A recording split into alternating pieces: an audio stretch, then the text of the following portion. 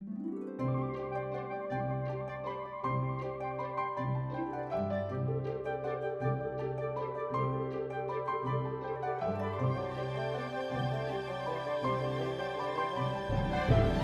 I'm not very good with a microphone, but because this is being recorded for cable, I will use it. I'm Candy Niffen, and the first thing we want to say is thank you for coming, because we're just here to give as much information as we can to everybody who wants information. Of course, we hoped for more people, but we'll take what we get because this is important information. I'm speaking because I'm the chairman of the Ballot Support Committee. We call ourselves HOPE, which stands for Halifax's Opportunity to Preserve and Enhance. Right, Jonathan? And we've been meeting since this summer trying to we actually formed because everyone on this committee is completely in support of the Community Preservation Act, and we were very surprised at how little people knew about it. It was voted at town meeting to place on the ballot, which we were very excited about, but when we would talk to people, we'd hear, what's CPA? So I would say that for the first couple of months at least, our primary mission, and it still is in many ways, was to get as much information out as we could about what the CPA is, what it does, what it offers, what other towns have done with it. So we have referred people. First thing we did was we established an email account, which is in these brochures, but we established an email address and encouraged questions. And every question that we've received, we've answered that person, but we've also posted it on our Facebook page and on our website.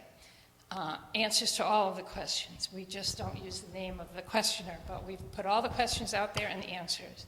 We also have talked to area communities, almost all of whom are CPA communities around us, and we've created community profiles where we've explained how much money these communities have brought in from the state, but also at the local level, and what they've done, some of the projects they've done, and we've posted all of those profiles on our website.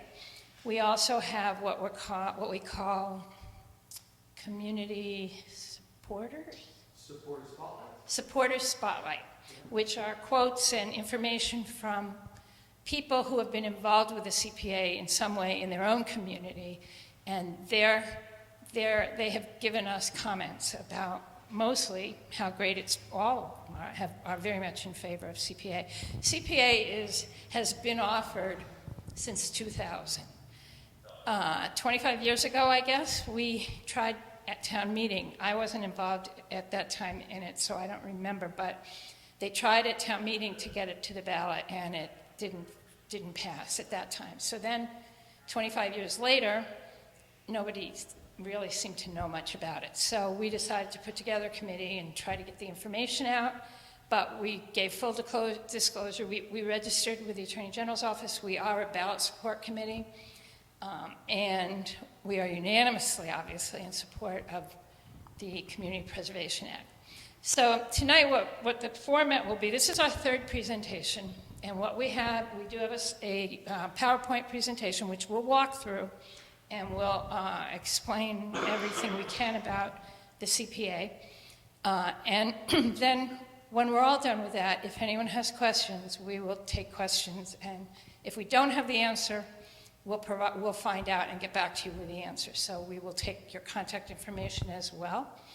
And I have started each of these presentations with the committee introducing themselves. But before I do that, and I will do that in 1 second, I just want to tell you that we are all longtime Halifax residents. We all have raised our children in this community. We've schooled our children in this community, and we've all served on numerous boards, volunteer boards, from selectmen to school committee to beautification committee to cultural council, Friends of the Library, regional school committee, elementary school committee. So we have all committed ourselves to the town of Halifax. We believe in the town of Halifax, and we've been here for the long term. So I will start. One of our members Shirley Graff is sick tonight, so she's not here to introduce herself first, but she gave some, what she would say to Alan Palmer to speak for her tonight. So I'm going to introduce Alan first. Shirley is the chairman of our beautification committee. Thank you. Good evening, everybody. I, too, have been a long-term Halifax resident. My wife grew up in this community, and we moved here in 1986, raised our kids here, and there are a few familiar faces here, and it's been a great town to grow up in. And Shirley, been a friend of Shirley and her husband Don, and their son has been one of our son's closest friends, and they still are. And they're a great bunch of people. I'm the pastor at Silver Lake Chapel, and they are long-term attendees there as well. So I am reading this on behalf of Shirley. She wrote this, and she asked me if I would read this for her. And so I'll just read it. Good evening. I am unable to come before you tonight due to illness that includes laryngitis. So I asked my friend, Reverend Palmer, to read something I have prepared. My name is Shirley Graff. I have been a resident of Halifax since 1983. Although I have loved Halifax since moving here, I have to admit to doing little civically until 2019, when I became an active litter buster in my neighborhood and further afield. This is me talking. She doesn't mention it here, but she was Massachusetts Litter Buster of the Year one of those years that she did that. So, yep. Back to Shirley. That interest got me involved with the Halifax Beautification Committee, of which I am presently chairwoman. My aspiration as chairwoman of the Halifax Beautification Committee is to attempt to educate residents about the bounty and beauty that Halifax has to offer, and to try to encourage and motivate them towards stewardship of our open spaces and roadways. For me, joining the Halifax Community Preservation Act Ballot Initiative Committee was a further extension of this work. I believe that Halifax voting yes on ballot number 6 is fiscally prudent because it will allow us, the Halifax residents, to have better local control over long-term growth by creating a funding source for open space, navigate options for small, affordable housing, and provide much-needed funds for the preservation of our historical buildings, such as our town hall and the blacksmith shop. I am not much for committee work. I would rather be out litter busting, but I have been honored to collaborate with this group of long-term Halifax residents on the Halifax Community Preservation Act Ballot Initiative Committee. The average length of our residency in town for the members of this committee is more than 40 years. Mrs. Shea may not look a day over 29, but she has lived her whole life here. Her high school sweetheart, also known as her husband, Mr. Shea, has contributed immensely to this community for decades in many capacities. I remember Mr. Shea 30 years ago leading opening day festivities for the Halifax baseball and softball season. 20 years ago, he was recognized by the town for his 30 years as commissioner. The field behind the Halifax Elementary School is named after him. Both Mr. and Mrs. Shea have been leaders in the preservation of historical structures in town as well. Mrs. Kling was my inspiration to join the Halifax Beautification Committee. She was on the committee for a number of years and was quite successful in drawing large numbers for cleanup days. Mr. Kling is currently our town's animal inspector. Mr. and Mrs. Niffen have immersed themselves towards service to Halifax for decades. For several years, my daughter enjoyed Mr. Niffen's summer drama program at Halifax Elementary School. Mrs. Niffen has decades worth of civic work in this community, including being our first select woman. Both Mr. and Mrs. Niffen have also been extremely active at the Halifax Congregational Church. Lastly, I would really like to acknowledge Mr. Selig who got the ball rolling on the CPA ballot initiative. I believe that he moved to town in 2006. He soon spearheaded a fundraising drive to resurrect the Hops Playground. The project took him several years, but he tirelessly persevered. On any nice day, that playground is joyfully filled with Halifax's young families. Just a few short years ago, Mr. Selig again showed his dedication to Halifax when shortly after getting elected to the Board of Selectmen, the other two selectmen resigned along with the town administrator. Mr. Selig soldiered on, always with a positive, constructive attitude. The reason that I wanted to highlight just bits about the people on this ballot initiative committee is that all of us on this committee have a deep and long love for Halifax and only want to work towards what is best for it. Thank you, Shirley.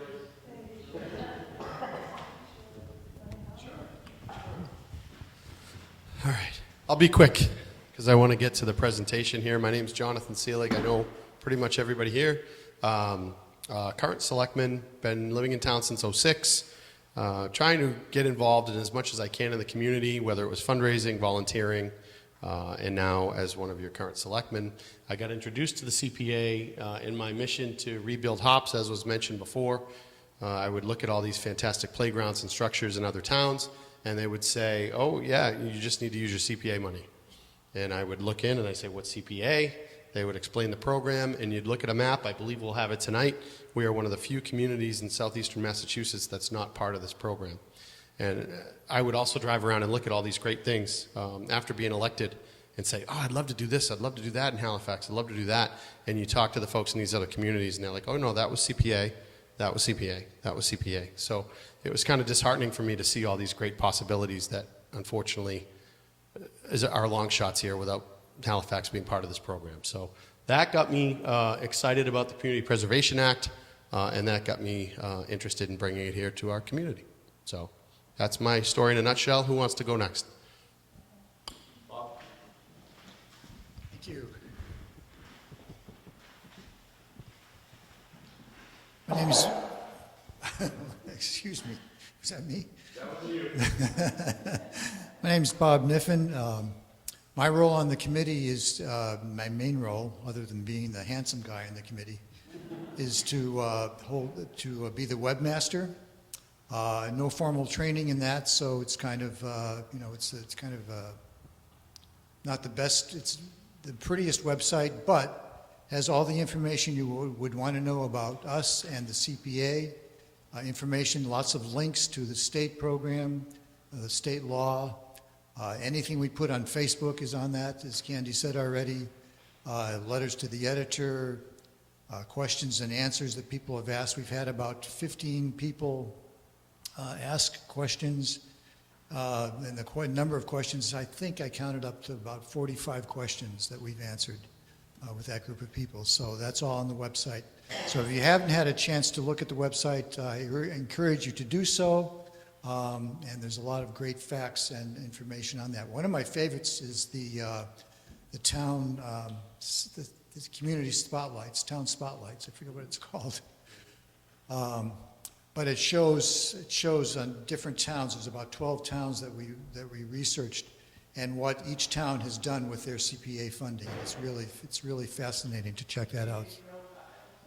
Community profiles. Thank you. The memory is kind of. Personally, I'm a retired teacher, taught in the Rockland Public Schools for 35 years. That's how I got to know Jonathan. I can tell you some stories, but I won't. When I had hair. Look what happened since.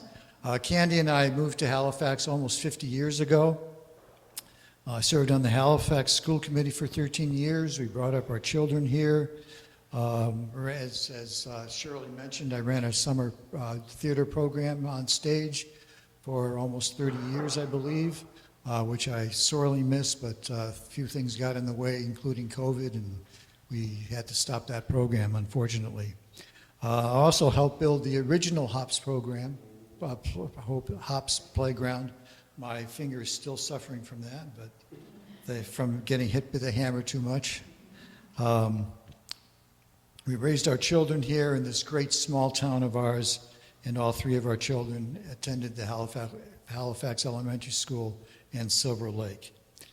Several of us have been talking about CPA for a long time and felt that we've got to do something about it.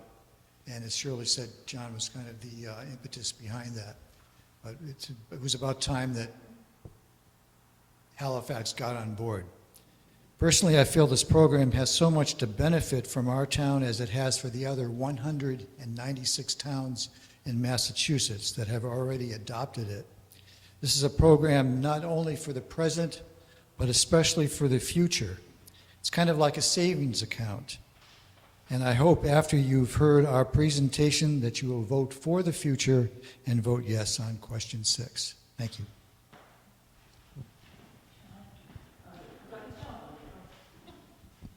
I'll be very short. I'm not a public speaker at all. I'm Jean Kling. I moved here with my husband in 1998, excuse me. And we love the town. We've really enjoyed raising our children here. We have 2 sons.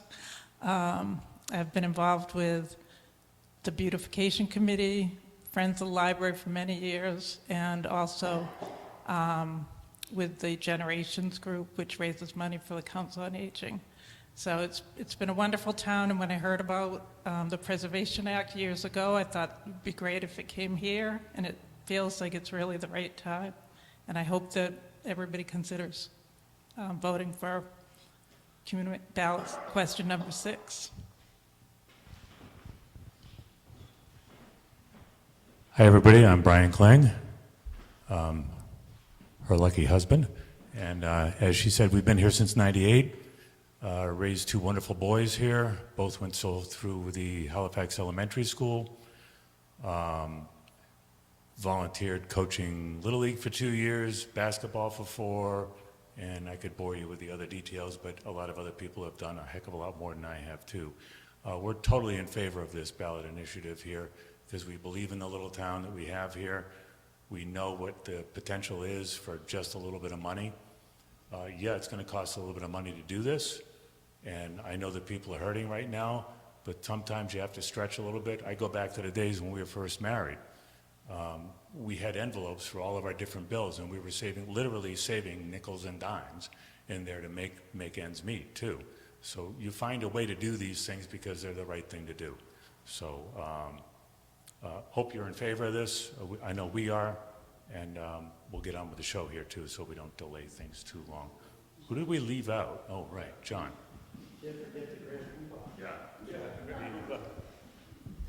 I'm John Shea, better known as John the Barber in Halifax. I came here in 1968 thinking I was going to set the world on fire, and I couldn't even light a match because everybody, if you know, in the 70s all grew their hair long. So I struggled through this. We had 3 boys, my wife and I, Judy, it's already been introduced as being here all her life. Her father was here all her life, and her grandfather was the blacksmith in town. He served 22 years on the, as a selectman. His wife was the first woman elected on the school committee in 1912 when women didn't have the right to vote yet. And their son wrote the history of Halifax. So there's a lot of history of that. So that said, I got involved with baseball, and I thought it was going to be a short term, and it ended up 30 years doing it. And in the meantime, I also got asked to get into the school committee. And on a write-in vote, thanks to Bob Niffen, I was elected to the school committee, and I was on that for 9 years, 2 years as the chairman. And in 1995, I was asked to join the historical commission. And after I joined, I said, that should be easy, nothing to it. They said, well, there's a blacksmith shop we'd like to move. I said, well, that won't be any problem. I'll just go talk to my father-in-law. His father's, it was his blacksmith shop. It took some time to convince him, but we finally got a time that we could bring that up on the floor.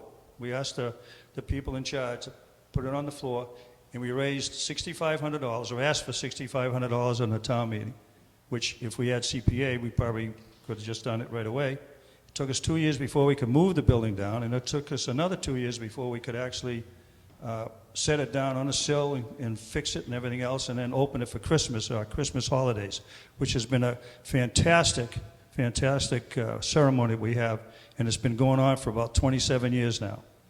Now, that being said, after 27 years, the sills in the blacksmith shop are now rotted, the front and the back, because the ground had come up against it, so we're trying to get some funds. We were hoping to get some funds this year, but we were short. There was no money left. So if the CPA goes through, which we hope it does, and we ask for a presentation to that and be put on the ballot, it won't be till 2026.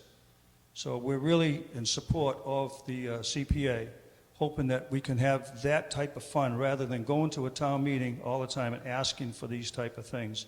And maybe people saying, well, I don't want my taxes to go up. The money will already be there. So hopefully we'll have something for that.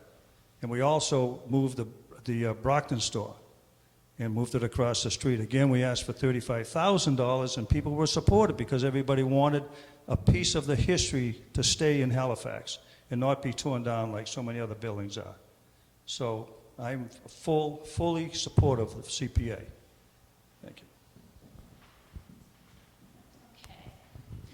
One thing John didn't tell you is that when he was elected as a write-in candidate for the school committee, Halifax was so small and sleepy that people didn't know his name was John Shea. They knew him as John the Barber. And so a number of people voted for John the Barber. And it was certified because he was the only John the Barber in the town of Halifax at the time.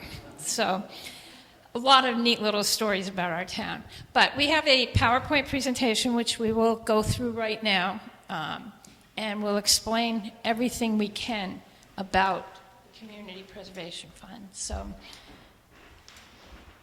basically it's investing together in the future of Halifax, and it is a small assessment, but it is an assessment. The Community Preservation Act allows us to establish a fund dedicated specifically to historic preservation, open space, recreation, and affordable housing. They consider it 3 buckets. They combine open space and recreation. And they require us to put 10% of each, 10% of the money that comes into the town, and we'll get to this later, but into each of those buckets. Where the funds come from is actually twofold. There's a local assessment based on the current tax rate. I'm going to see this slide. Based on the current tax rate and the average home in Halifax being valued at $511,000 as of this year, the ballot question asks for an assessment of 1.5%. We could ask for anything up between 1% and 3%, but where we haven't been involved for so long, we felt 1.5% was an affordable, reasonable assessment to go for on the ballot. It comes out to about $88. It comes out to $88 a year for the average, the $511,000 average home. There are 3 exemptions, and the ballot question goes for all 3 of them. Interestingly enough, and I was reading more about this today, a number of towns have no assessment, no abatement, have accepted none of the abatements. Plymouth is one of them. But we are requesting all 3, that the town approve all 3 abatements. The first one is an automatic $100,000 in home value that everyone gets. You don't have to apply for it. It's just when they're figuring the assessment, they look at what your home is assessed for and take off $100,000 right before any figuring is done. There is also exemptions for low income, people who qualify for low income housing, and also for seniors who qualify for median income. What's it called? It's moderate income. We are requesting that voters accept both of those exemptions. And if a taxpayer already has an exemption, this exemption is prorated, and they will also get that amount of an abatement.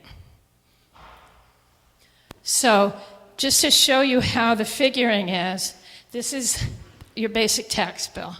Single-family home valued at $511,243, multiplied by our new tax rate, which is $14.28. Their tax bill, which we've all just received, would be $7,300.55. With the CPA, it's the single-family home value minus $100,000, and brings the taxable value down to $411,243.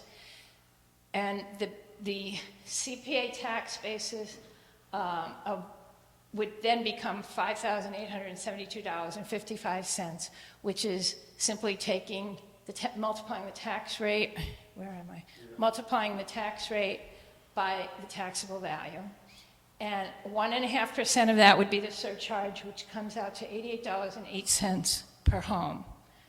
And so the property tax, if you lump it all together, the property tax bill would be $73.88.63.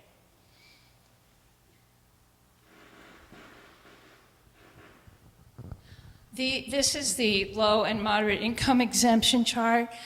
You can see it's based on the size of the number of residents in the home and the age. If, for example, and I'll tell you, the moderate income, all of these figures are developed by HUD. We don't develop the figures. HUD is Department of Housing and Urban Development, and they're based on the average household income for our area. And so if for example, there's a family with just two residents in the house, and one of them is over 60, they can earn up to $87,920. And if they earn less than that, they have a full abatement from the CPA assessment.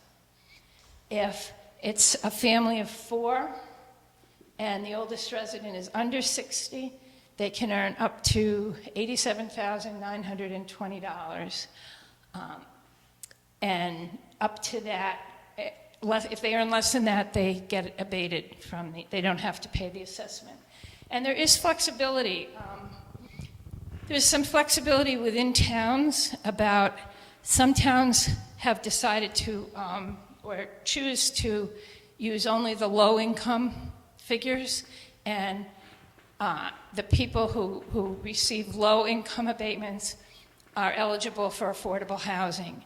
However, the figures are slightly different. So the exemptions for the CPA, as outlined in the legislation, are low income is 80% of the median income. And HUD has some other figures that doesn't apply to CPA. So they're very, very strong, tell you to towns to check with the state housing department to make sure if you want to count the CPA affordable housing as part of the town's affordable housing listing for the state level, that you make sure you do that, you check and make sure it's eligible. And I'm only mentioning that because the figures are slightly different. But this is the legislative, the figures that are used in the legislation and the figures that the CPA, the state CPA, tells us to use when determining income eligibility. Okay, so we have actually had several questions. How much will this bring in to the community? And we can only talk in current figures, and we can only talk averages, because $88, some people will pay more. Their homes are worth more, they'll pay slightly more, or some people will pay nothing or less. Same thing here. If we have 2,800 tax bills in the town of Halifax, and working from the average, every one of them pays $88 per tax bill. The estimate available annually for community preservation projects or investments is $246,400, based only on the average, plus whatever we receive from the state. And the state contribution is not included in that figure, so it's over $250,000 before we get anything from the state. This is a map of the communities that are participating in Community Preservation Act, have adopted it. You can see it's all of our neighbors here. This is Halifax in the yellow, and then we have East Bridgewater, Avon, and Brockton are the other 3 area towns that have not accepted it yet. All of the green towns are members of the CPA. And you'll notice it's the entire Cape and Martha's Vineyard, most of Martha's Vineyard, and all of Nantucket. And what we're missing out on is the state's match. And I'm going to spend a minute on this because we have had some questions about the fact that that isn't what it used to be. When the CPA was first offered back in 2000, the state match was 100%. Over time, as more towns joined the CPA, as we've encountered COVID, real estate market fluctuations, the state match has come down. It goes up, it comes down. It's not steady coming down, but the state match has changed.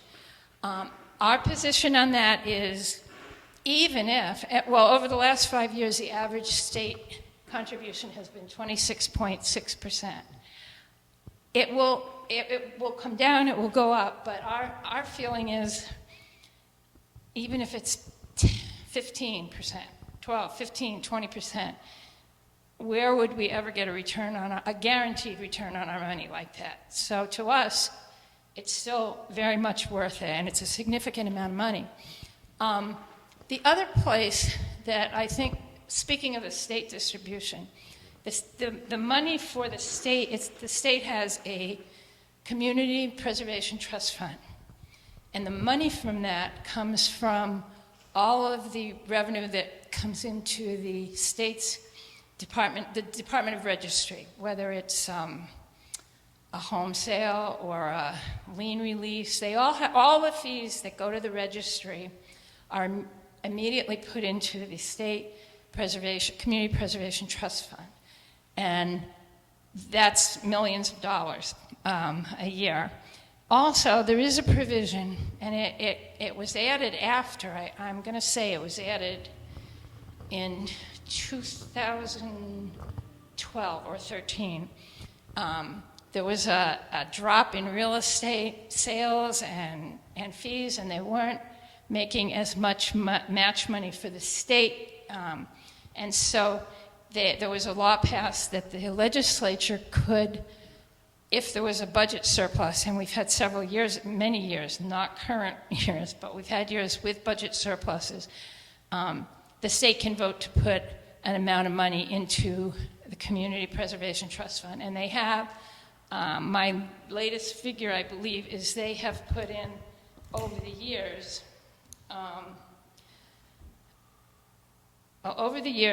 of the Community Preservation Fund, there's been more than $60 million put in from the revenues from the Registry of Deeds.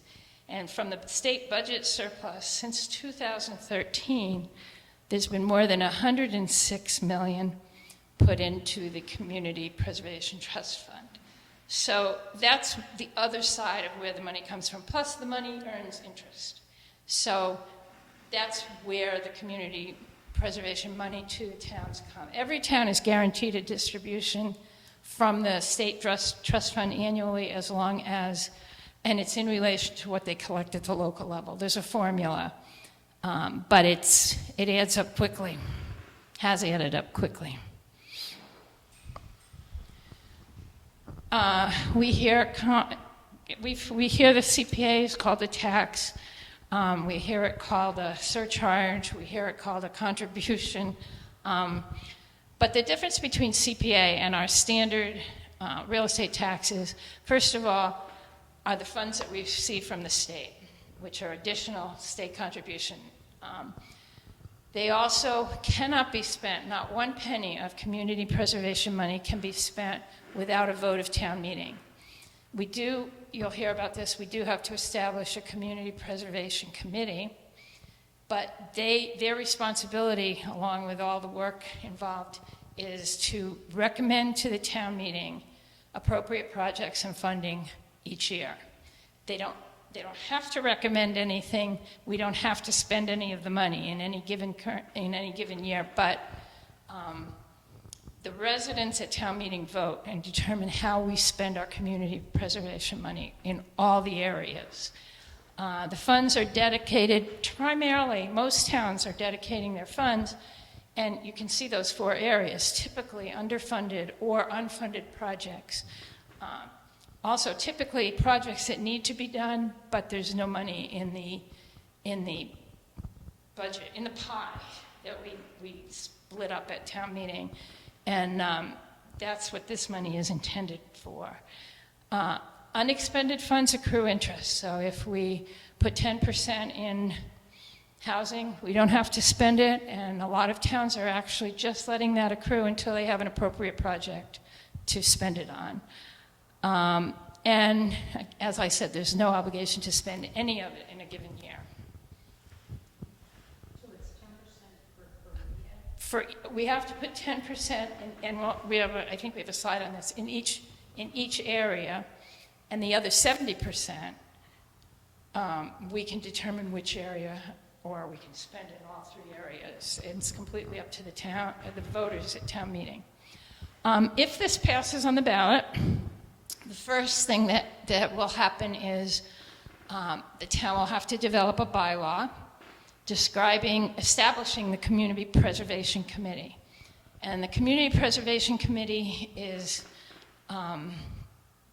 charged with developing a community preservation plan, studying the needs and the abilities of the community, and they will review all the applications. And I'll point out that applications are much like our cultural council applications in that anyone can apply. They're not just boards or committees that can apply. And you may have noticed in some papers, Duxbury, I noticed in the Clipper, just had an ad or an article seeking applications for community preservation projects. So did, what was the other town that we saw? Plymouth. Oh, and Plimpton. Plimpton is seeking applications for their community preservation projects, which, when they're submitted, the people will go before the Community Preservation Committee, and the projects will be studied and then voted on if brought to town meeting. The next thing is that the town, before they establish the committee, has to establish a bylaw establishing the committee, and that will tell who's on the committee. The state requires that someone representing the planning board, the Conservation Commission, the, help me out here, Historical Commission, planning board, okay. The slide's coming later, but there's a requirement of 5 members who are from town boards related to community preservation, and then up to 4 members at large. So the bylaw describes all that, but it has to be passed at town meeting, and it'll be presented in next May, 2025's town meeting. And then they develop a plan, and the first assessment, assuming the bylaw goes through, the first assessment would be in November's tax bill, November 2025, and the following February, I believe it is, we would receive our first disbursement from the state. As I said, the CPC, Community Preservation Committee, reviews and facilitates all proposals. There are some interesting proposals online, and Plymouth is one that comes to mind because their report that they gave to town meeting was very in-depth for various projects, and they generally make a presentation at town meeting. And there's the 10% for the 3 buckets, and the residents determine the remaining 70%. No money can be spent, we can't stress this enough, without a town meeting vote. And that's been the case for the 24 years this legislation has been in place. Here is the Preservation Committee, a member from Conservation, member representing Historical Commission, Housing Authority, Park Commissioner, and the Planning Board, and up to 4 at-large members from the community. Okay, and now we're going to talk about open space, and I'm going to turn it over to the Klings.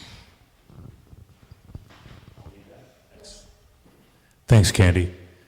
So with open spaces, the first thing I thought of when I was asked to do this presentation was what exactly is open spaces? And I think looks like we get about 20 people here, probably about 20 different definitions of what open spaces are. So I thought I would actually read the actual definition of what open spaces is, so bear with me, it takes about a minute. Open space shall include but not be limited to land to protect existing and future well fields, aquifers and recharge areas, watershed land, agricultural land, grasslands, fields, forest land, fresh and saltwater marshes and other wetlands, ocean, river, stream, lake, and pond frontage, beaches, dunes, and other coastal lands, lands to protect scenic vistas, land for wildlife or nature preserve, and land for recreational use. So a lot of things can come under the open spaces bucket. That's a good thing because that means a lot of things then become eligible for CPA funds. All right, so some of the projects in nearby communities. In Carver, they built a community garden to create a community garden for the people of Carver. And Savory Meadows, they acquired 33 acres known as Savory Meadows for open space and recreation.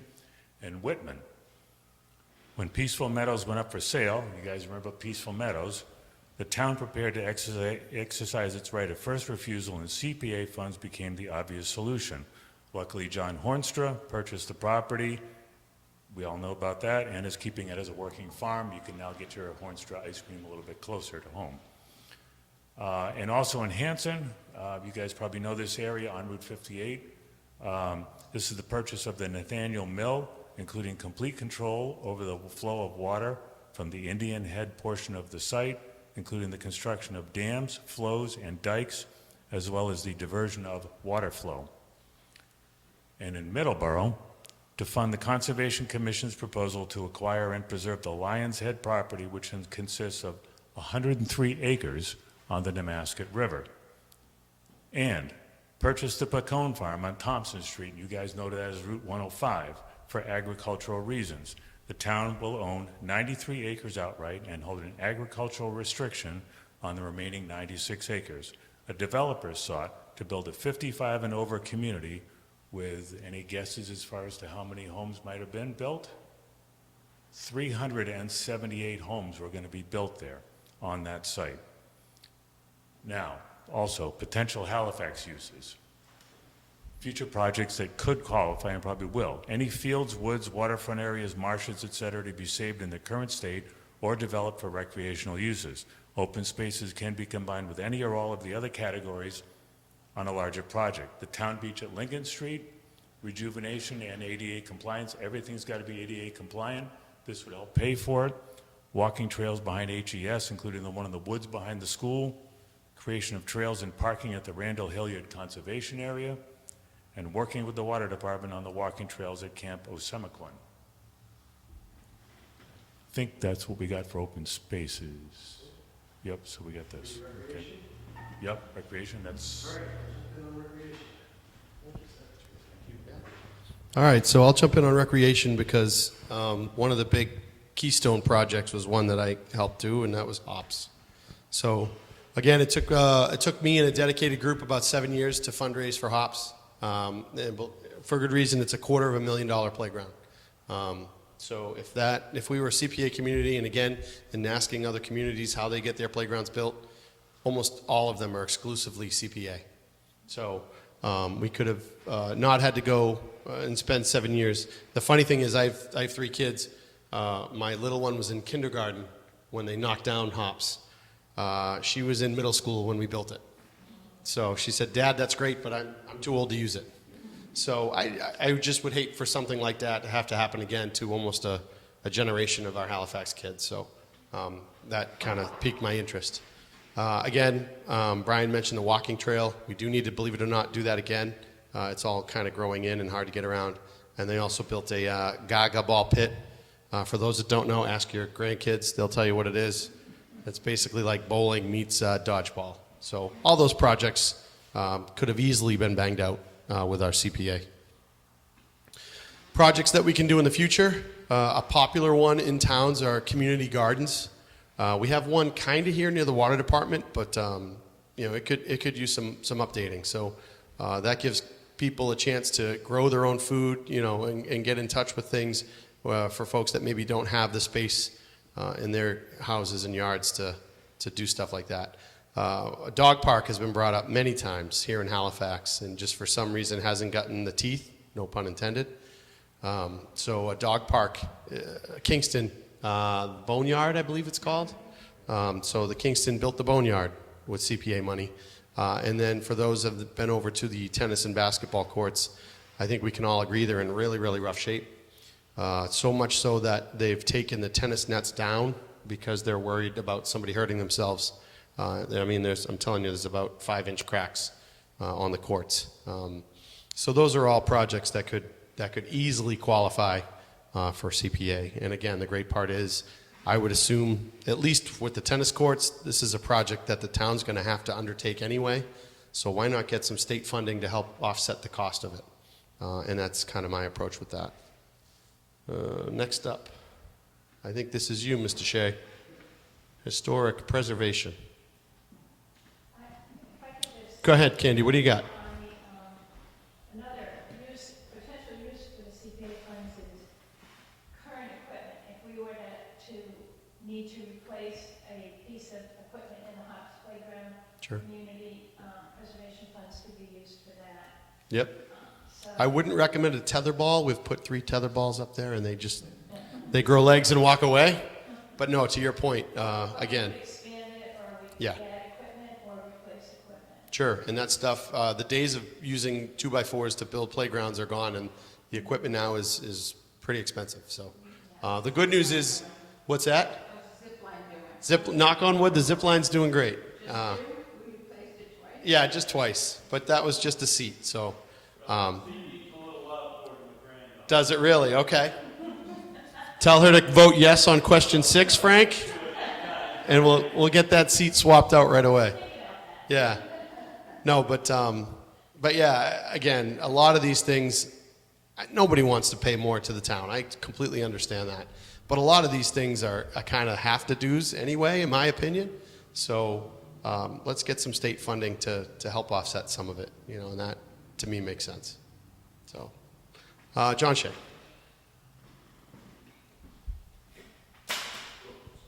Okay, I already touched on the blacksmith shop and maybe a little bit on the Brockton store. Both of them need repairs. Basically, the blacksmith shop definitely needs one. We can't get in the building during the Christmas walks now because of it may be in danger. We're going to have the blacksmith outside the shop this year, and we're going to have a show inside, TV show and everything else of how it was moved and all that stuff. So it'll be all lit up. And there's a building that the Boy Scout built as an Eagle Scout project, and that's in back of the blacksmith shop with all kind of artifacts in it. The Brockton store, we opened up for Christmas. We'd like to have get together maybe with the softball group or something like that when they have their tournaments or whatever, they could open it up and utilize that for, maybe bottle drinks or anything that's packaged and anything else. They can use that. They have facilities for the bathrooms and everything else at the place, so we don't have to worry about that. There's also a schoolhouse that was once down where Walmart is now. That was 1847 was when that schoolhouse was built. That was then moved across from what is now the museum, and that was our first fire station. It was later on dismantled, and again we had to take some funds and at a town meeting, and they dismantled it for some reason rather than moving it. And they put it all back together where it is right next to the blacksmith shop. That's in pretty tough shape in some of the spots in the building. So we need that. We have the cemeteries. Some of them are taking wear on the weather and everything else. And dark, we can clean those up, and we could use some preservation money for that. And also for important records at the museum could be digitized and put on computers, so we have them forever, and we won't lose the paper, the paper part of it. So you could go on with all the different ones.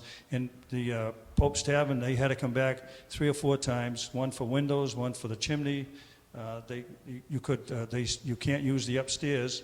We could use one of those chair lifts. If you could get up to the second floor, we could use a chair lift to get up there. Plimpton just did that with theirs, and they use the CPA funds for doing that. So, John, can I just say, you're talking about the historical documents and the, putting them on, online and stuff. So at the library, we have those Halifax recordings that date back, probably in the back room, like back to the 70s. And then Tina Conner she had them and she gave them to the library. I mean, they're all yellow and everything, but you can definitely read them. And they're just in a box in what I'm trying to do with the history section. And I looked into digitizing like all of that, like history. They're amazing to look through. And I get calls every day for people to come and, Yep. look at old recordings. right. So my point was, so I called different places that do this, and the cost was just so prohibitive. It was just so much money, and so that would be something. You could use the CPA money for that. Yeah, even if it's in short increments, year after year, to keep up with it. Right. You have the hard copies, Right. and they're all Yeah. at the library, and now they're dating back to Tina, like 1960s. Right. So it's just like amazing information, And the museum has all of them from way back, 1910. Matter of fact, my father-in-law always used to like this. The reporters. Yeah, yeah, yeah. His name was in it because he was born in 1910, so he wanted to show everybody how it was in the family. Yeah. Okay. Thank you for that. All right, Candy.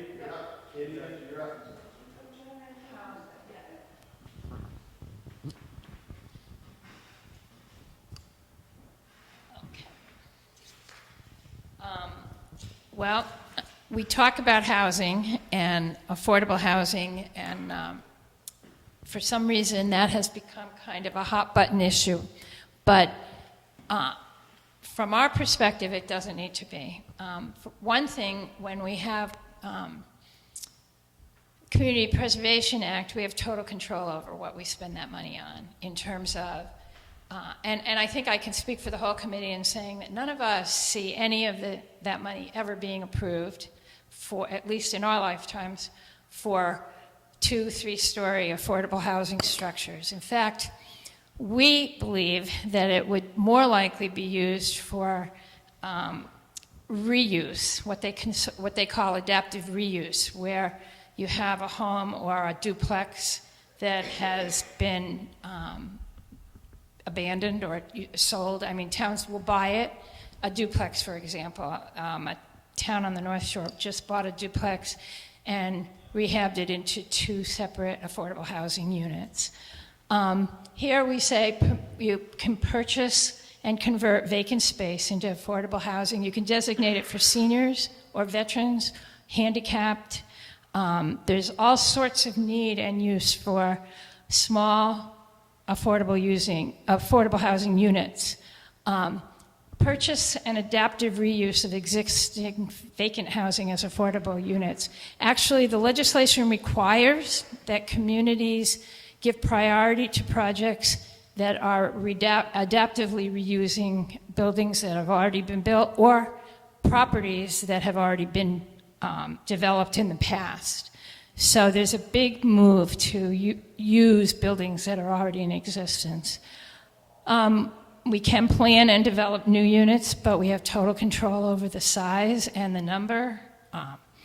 And several towns have used community preservation funds to support Habitat for Humanity homes. Halifax had a Habitat for Humanity home here several years ago. I don't remember when, but it was several years ago.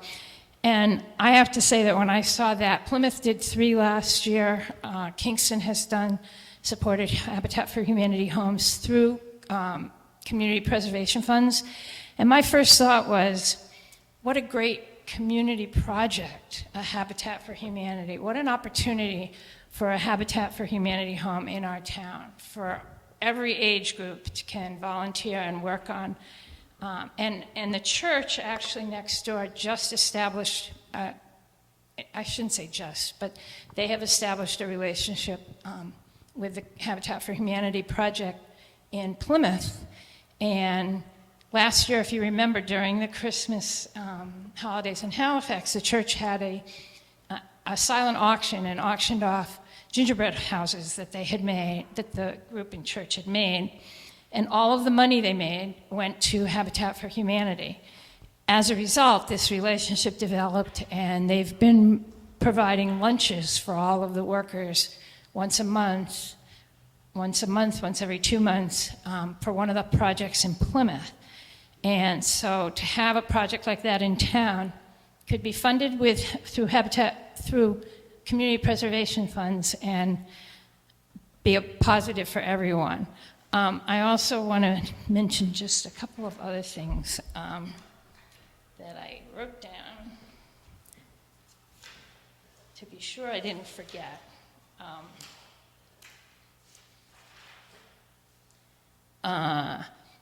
There is a shortage of affordable housing in Halifax and the state. And people here, there are people here, honestly, who have been on an affordable housing wait list for decades. So there's a long waiting list for affordable housing. The other thing that I will mention, and I did mention that the CPA requires preference be given to the adaptive reuse of existing buildings or construction of new buildings on previously developed sites. CPA funds may be spent on the acquisition, creation, preservation, and support of community housing. Some towns, for their community housing, have purchased generators with CPA funds. They've replaced shingles and roofs with CPA funds. Housing developed with CPA funds can be offered to individuals and families whose annual income is less than 100% of the area median, as determined by HUD.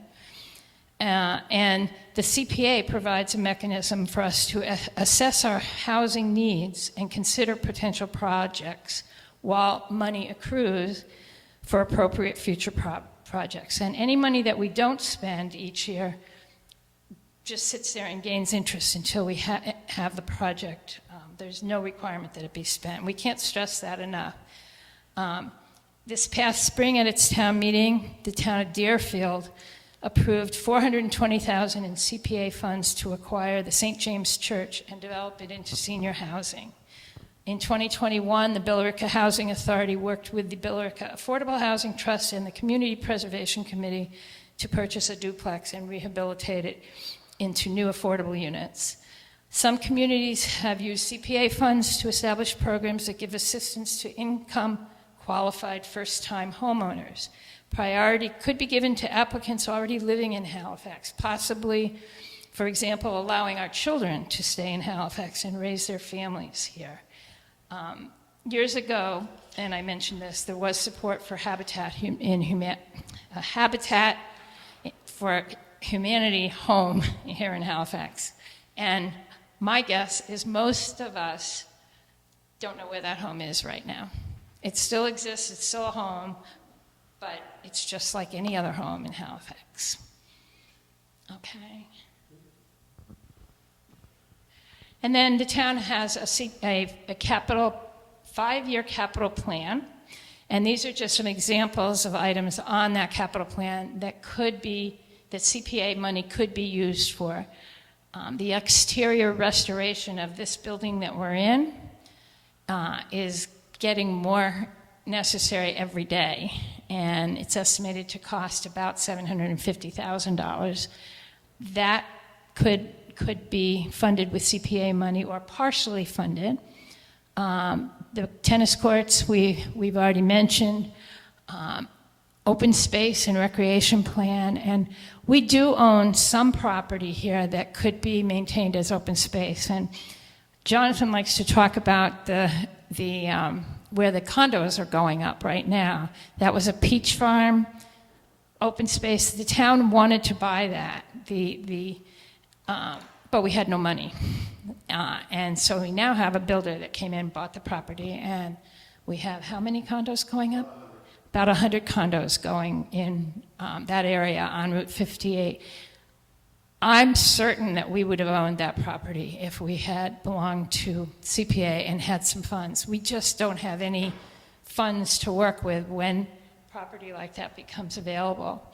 But we do have the old Y Camp. We do have other places, that you mentioned, the preserve. Which one? The Randall Hilliard Preserve. The town already owns that property. And actually, Howard Randall spoke at a beautification committee meeting and talked about the possibility of walking trails being put out there. There's access to the water. There's a lot of possibilities out there, and like I said, the town already owns that land, so that is an area of interest too. And then, of course, restoration of the blacksmith shop is on the 5-year capital plan, and we've talked about that. So that's pretty much how it works. I'm sure there are a lot of questions. We've had questions, and we've learned answers. As I said, if you have a question and we don't have an answer, we'll get it for you. But you'll find in your brochure the address for our website. We hope you'll go and look at it because it's got so much information that is useful. And if you have a question, our email address is there, hopeforhalifax@gmail.com. And the CPA has an excellent website at the state level, very, very user-friendly. And we would encourage people to go on the state CPA website for answers to any questions that they might still have. So that's our presentation. We do have a little time if somebody has any questions. We'd be happy to answer them. And Jonathan's gonna. Test. Thanks. Yeah, when you mentioned the 10% that goes to each category, and then I think the 70% is left over, when the state matches, that's the wrong word, but when the state contributes, do they follow that same protocol, or can they give to a designated place? No, there's a formula based upon what you collect at the local level, and every town gets, if for example, the state matches 25%, every town gets 25% from the state of what they raised at the local level. And then all that money, local and state, is put together, and it's 10% of the total money that goes into each of those buckets. So there's nothing separate from the state that says this much we'll give you for housing. So they don't control No. any of the funding? No, they Okay, don't. that was- So like, let's say between local and state revenue, we have $300,000. We have to put 30 grand in open space and recreation, 30 grand in historic, 30 grand in housing, and then that remaining money, we can decide to put in whatever bucket we wanted to put in. Right. Correct. Anybody else? So I know, like you said, it became a hot topic as soon as some people saw that 10% had to go to affordable housing, Right. assuming that we might build 3-story buildings. But Right. like you were saying, I know in previous years in some neighborhoods it's been a hot topic of like a house in disrepair or falling down. The CPA, we could store the money, 10% each year without spending it, Right. then could approach to buy like a single family house that was in disrepair, and then rehab it in, like you said, it could be earmarked to a veteran or a senior, Or just as affordable housing, but not a big mega structure. right. That, It could be a home, and the good thing about that is that if the town were, for example, to buy and rehab a home, they could then sell it to someone as affordable housing, and it would come with a deed restriction requiring that when those people sell the house, it has to be sold as affordable housing, still at the affordable housing level in perpetuity. So the town makes the money when they sell the house. There are also projects where programs, like for example, someone commented on the number of tax delinquencies we have. And I think the assumption is that from them is that all tax delinquencies are the result of people's inability to pay. That's not always the case, but let's just say it is. There are programs where we can help these people in exchange for a deed restriction on their home.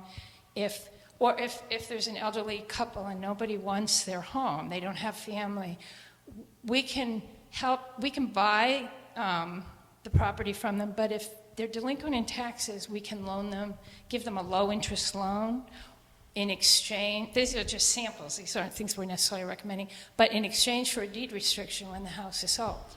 So there's so many creative ways to use this money that doesn't involve any new construction. We think that's, I mean, I can't speak for everybody, but we believe, I think as a committee, that that's more likely to be how Halifax will end up will choose to use that money. And like you said previously, no matter what gets proposed, it's up to the townspeople to 100%. say yes or no. 100%. The committee doesn't make the choice to spend it. They just propose a project, and it's still up to the townspeople to. Exactly. Chris, I think it'll be a cold day in hell when Halifax votes to build a 3-story, housing structure here. That's the feeling of our whole committee, but I didn't want to just generalize. But, so we believe that this, I think the other thing I can speak for the committee on, just based on discussions we've had, is there is never a good time to ask people for money. This is probably not a good time for a lot of people, and like I think Brian said, we've all been there. But it's just a good program that we can benefit from. And one of the big benefits that I see too is we have had projects in town that we've approved in town meeting that needed to be done that could have been paid for if we had community preservation funds, meaning that money could be used for the schools or used for some other project or important expense or our public safety. ADA, I know some of that's not cheap, and that's required for all. Exactly. And stuff. Exactly. That has to come out of the budget somewhere. And so many of these rehabbed buildings are being rehabbed with green materials and good heating systems, and we really, it's good building that's going on, and towns control that when they engage in these projects.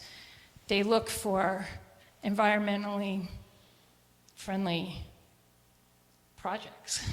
So. I think you see a puzzled look Oh. on Frank's face. Now remember, your granddaughter loves the playground. Frank Johnston, Elm Street. You mentioned a minute ago, these funds can be used at the school? For the school? For what? For the schools?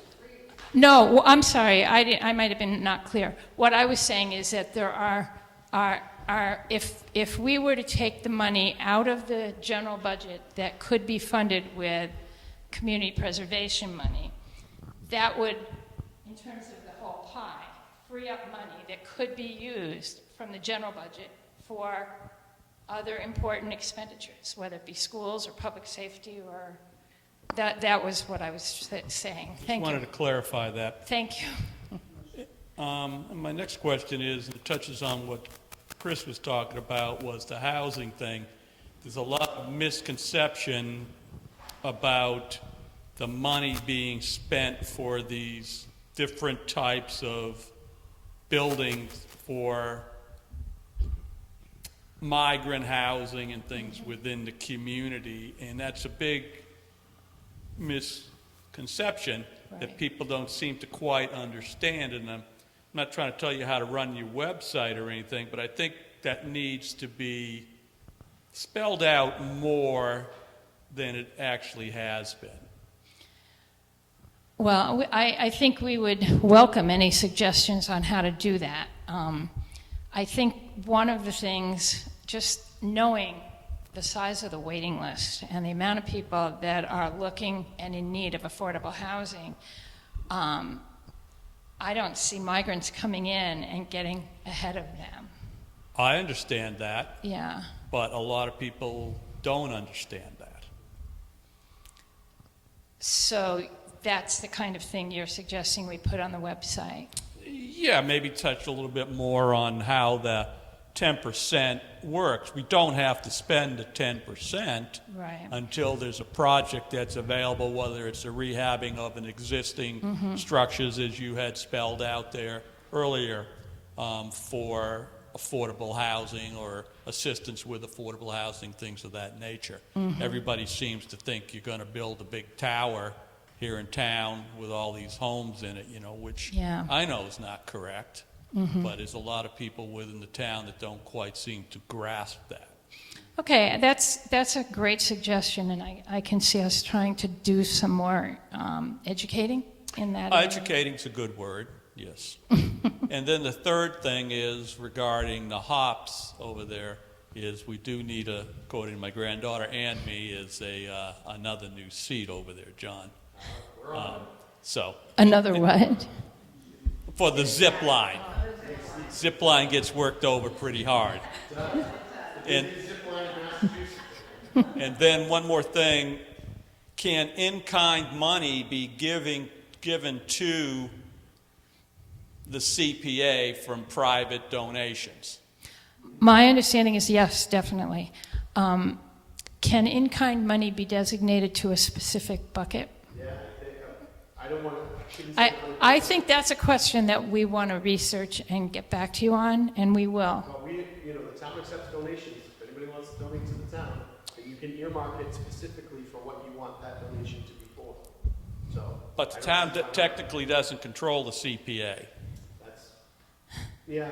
All right. I see what you're saying. We'll look into that because that's Because I would think that there's That would be a people great that would problem do to have to in-kind solve. donations. Sure. And then, if it is allowable, let's say somebody gives $10,000 to the CPA, does the state include that as part of the average 26.6%? Or is that a deduct from the overall $250,000 that's collected annually, or whatever that number might be?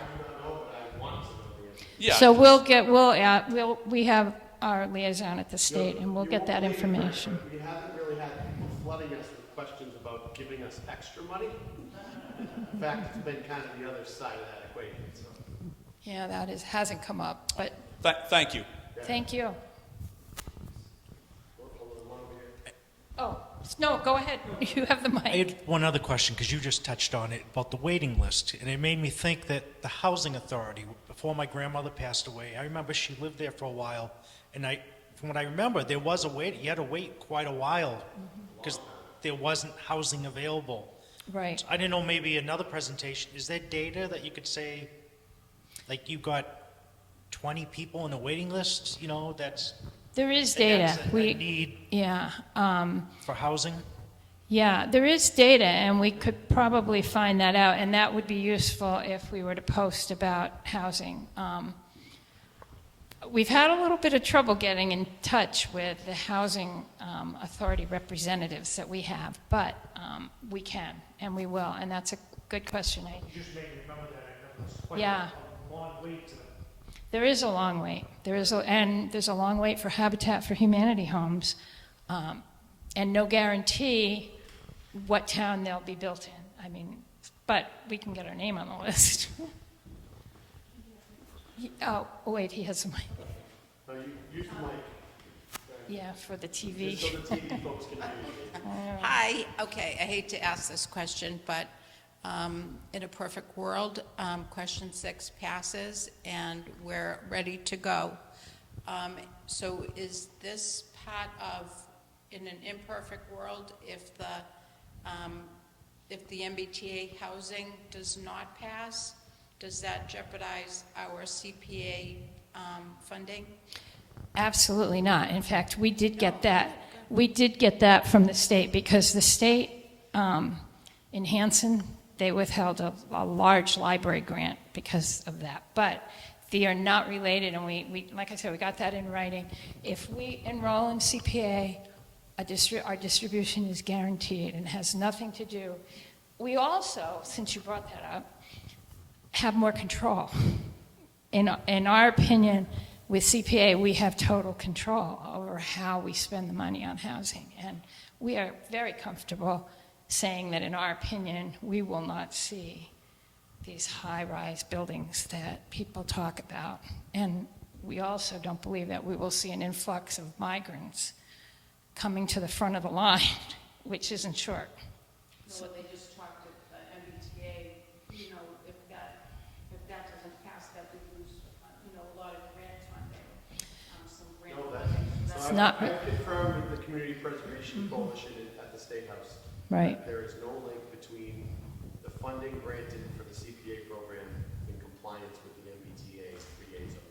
However, the grant, there is a good bit of information in that CPA funding, a lot of the state grants and that we apply for are either federal or state grants, require matching funds, and that's an acceptable use of CPA monies. So a lot of towns have used CPA monies to get grants. Somebody else had a question. Yes. A couple of things. You had said, it's about $250,000 in tax. A little over that, Whatever the label but is. Okay. based on current figures. The match, or for lack of a better word, the funding from the state. I know you can't promise, I know you don't have an upcoming number. Do you have a guess of what, if $250,000 is collected from, what kind of number we're looking at coming from the state? Well, it is hard to say because it goes up and it goes down. I don't know that we'll ever see 100% again because there are so many more towns that have joined since the beginning. It could go, I would expect we're still in a decline. I don't see it going way up because we're still recovering from the high mortgage rates, and that'll take a while as far as getting money into the Registry of Deeds. We're still recovering from COVID in so many different ways, which is why we didn't throw any kind of figure out in our presentation, but we do believe that. But I can say the lowest it's been up until date was 17%. Yeah. 2 years ago, it was over 40%. The 5-year average is 26.6. So it does. You'll see there's peaks and valleys as to, you know, we have a good real estate year, it's up. If we have a tough year, it's down because the money's collected at the Registry of Deeds on titles and real estate transactions. So the more of that happen, the more.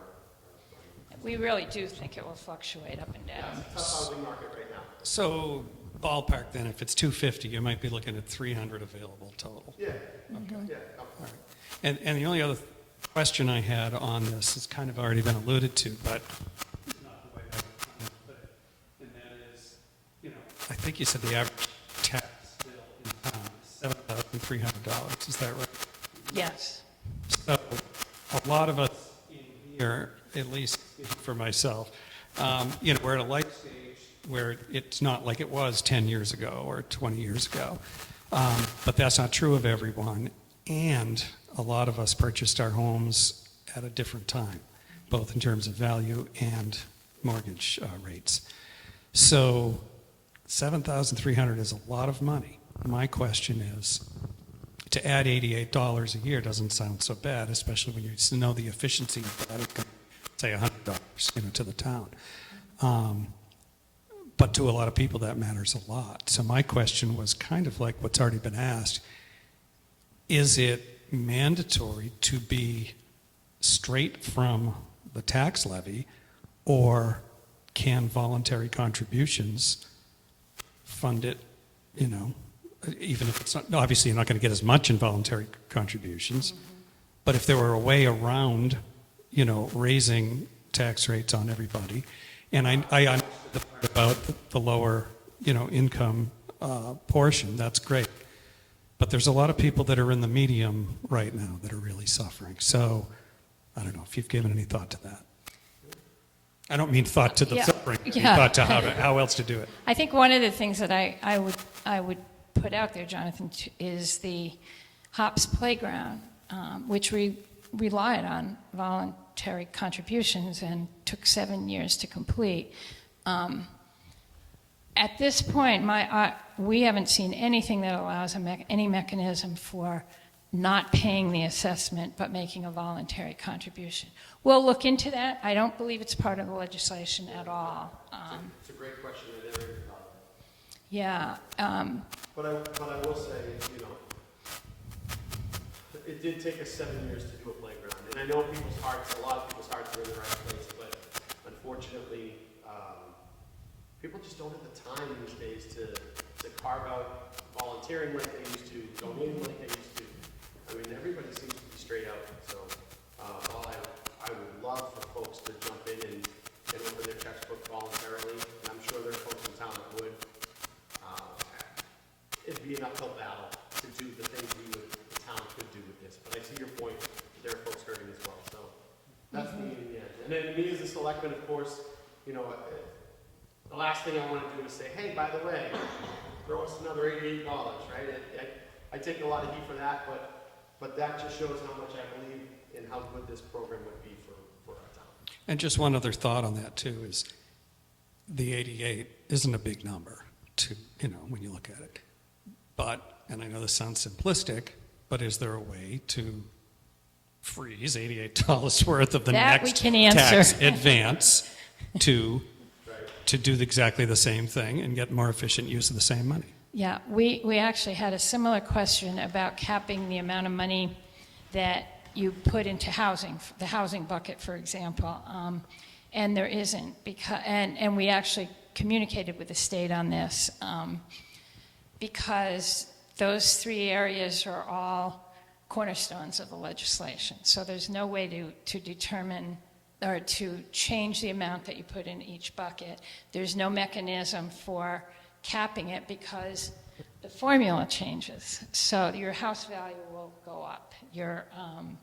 The tax rate hopefully will just go way down.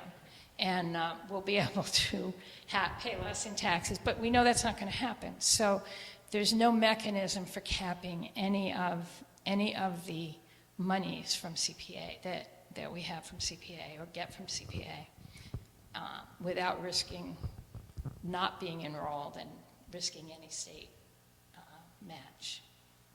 I also think, like I said earlier, I understand what you're saying, and you're right. There are people, and many of us on the committee had periods of time where we had to pick what bill to pay. And in the end, we all have to do what's best for us in the booth, in the voting booth. And, you know, I do think that this has mechanisms for helping people that we don't have anywhere else, whether it's housing. I do think that there are opportunities to help people who are struggling to pay their taxes, for example. But there's no mechanism that allows us to change the formulas. And I'll just do a quick recap for me, again, why I got into this. Since I was elected selectman, I've always had people come up to me and say, Jonathan, please try to keep Halifax, Halifax. Please try to keep us small. Please try to keep us quaint. Please try and keep us the town that we love. And that has been my driving force with trying to bring 6 here. I mean, we do what we can financially with our budget every year. But if we want to preserve our charm, preserve our character, preserve our open space, I find it interesting that there are many critics to question 6 are the ones that are anti-development as well and anti-building on open space. Those are the folks that should be getting behind this movement because it gives our town more tools in the toolbox to set how we want our town to be, right? So that's always been my driving force. I mean, yeah, swings and slides are great, and if we get swings and slides, you know, that's great. But to me, at the core of this, it will help shape what our town looks like in the future. And I've said before, it's almost like planting a tree. You know, you plant a tree, you're probably not going to see the fruits of the entire tree throughout the whole time, but it doesn't mean you should just never plant the tree, right? You have to eventually plant the tree, right? right? And it might not be, you might not get to see the beauty of the full-grown tree, but at least you're setting things in motion that will help preserve and help make the town what we want it to be. So that was my recap in a nutshell. Any other questions? We thank you for coming. We really appreciate the opportunity to spread the word, answer questions, and we have 2 that we are going to follow up from this meeting, correct? Or 3, 2 or 3 that we've heard tonight that we will follow up and get back in touch. So if you asked a question that we said we would find the answer to, we would really like it if you could give us your email address so that we can respond directly to you. And also, we will post it on our website. We will post the answers on our website. So, excuse me? Yeah, we have 3x5 cards. You can write, if you have a question that you thought of and you didn't ask, you can write that down. If you have a question that we said we would get an answer for, just give us your contact information on one of our cards. Otherwise, thank you very much for coming, and we hope you'll vote for question 6 on the ballot.